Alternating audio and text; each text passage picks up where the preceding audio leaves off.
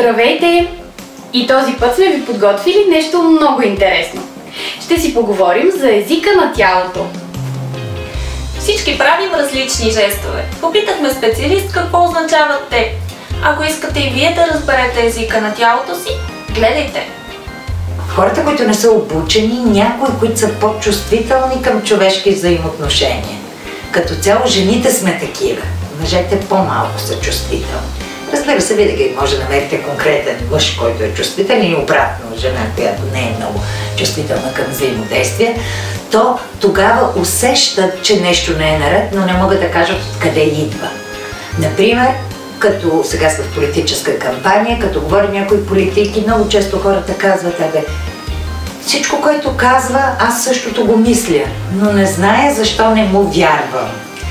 Не му вярва, защото тези два канала, вербален и невербален, се разминават. Значи това, което казваме с устата, тялото ни не го потвърждава. Може да разберете откритостта на позицията, когато независимо колко е темпераментен човек, може да видите дланите. Що видите дланите на някого, той не лъже. Не може да излъже с открити длани. Друг е въпрос, че може да не ви харесва това, което казва, но е искрен. Всички кръстосвания на ръце, на крака, флонги, както им казвам аз, те са закритост на позицията. Тоест, закритостта означава изключване от взаимодействието. По какви причини вече трябва да имаме предвид конкретна ситуация. Сега тук има един проблем в нашата култура с дамите, защото ние много често си кръстосваме краката, защото така стои една дама, седи, особено ако сме с такива по-къси и тесни полички, но при всички случаи това е закритост. Когато хората послъгват, не може да им видите ръцете. Те са се някъде, от джобове, отзад, или жените си оправяме така червилото, дори да не сте начервени. Мъжете така си потръпват мустаците, без да ги имат. Тоест, въртим някак си жестовете около устата, защото много добре съзнаваме, че послъгваме. Докато децата, които не са научили тези феномени, социални на маскиране, знаете като лъжат, като ги питат: ти ли щупи тази камера? Така: не съм аз. Ние даже не можем да ги чуем, защото като че ли искат да я затворят тая уста, дето послъгва. И притеснението по най-различен начин се изразява. Например, ако има плод, по-висока маса, хората, които се притесняват, гледат да си скрият ръцете отдолу. И отдолу, ако камерата, защото камерата е много безпардонна, може да се пъхне, се вижда как бърбанят. Или кръка, кръстосания, как играят. Това не го правят хората нарочно. Много често млади момичета си играят с косата. И като се видят, защото ние правим видеозапис, нали, при обучение, и като се видят, ами защо не съм усетила, защо си играе с косата? Ами си играе си с косата, защото от притеснение и мислене какво точно да кажа, това е един несъзнателен жест, нещо да правя, да пипна, така че да ми дойде малко смелост. Или други пък държат химикалка и си играят с химикалката.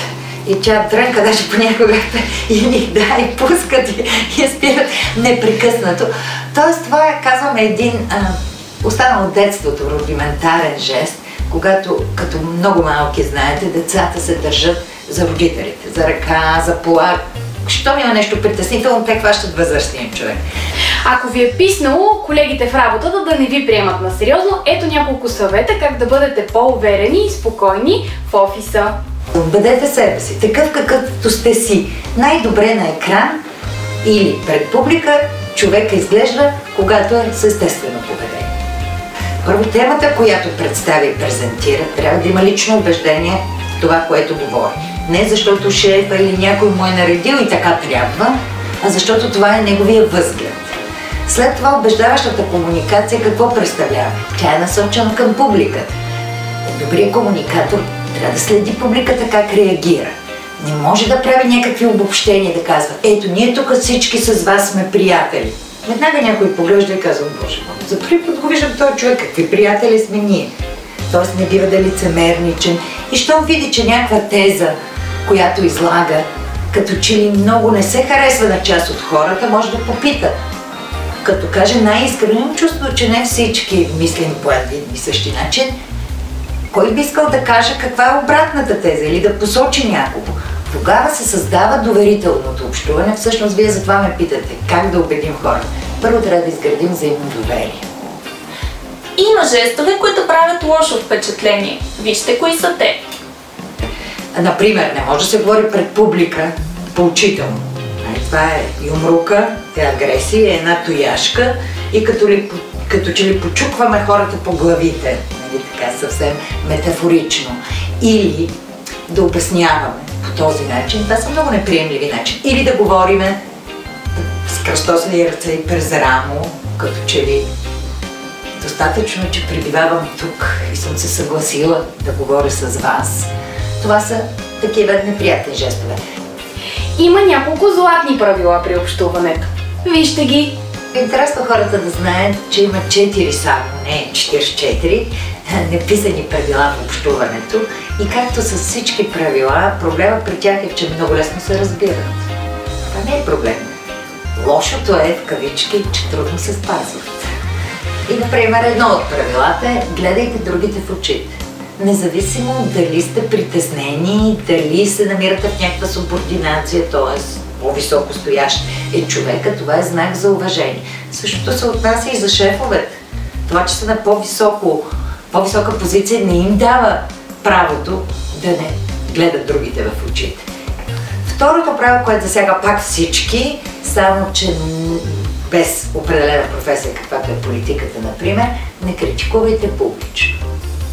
Че публичната критика води само до някакъв вид унижение на другия човек. Да се изправиш пред един екип и да кажеш, еди кой си е най-лош.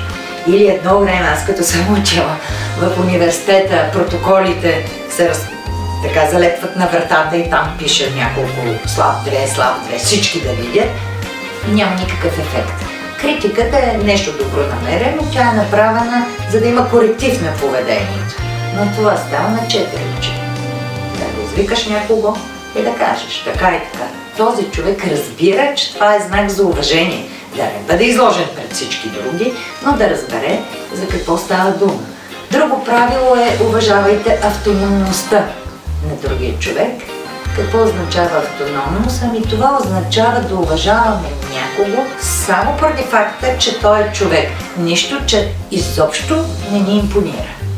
Може да не ни харесва, може да има по всички за нас важни проблеми други възгледи, обаче си е също толкова човек. Никой не ни кара да се сприятеляваме с него, но това не означава, че трябва да го зачеркаме. Не, хората не могат да бъдат зачеркнати.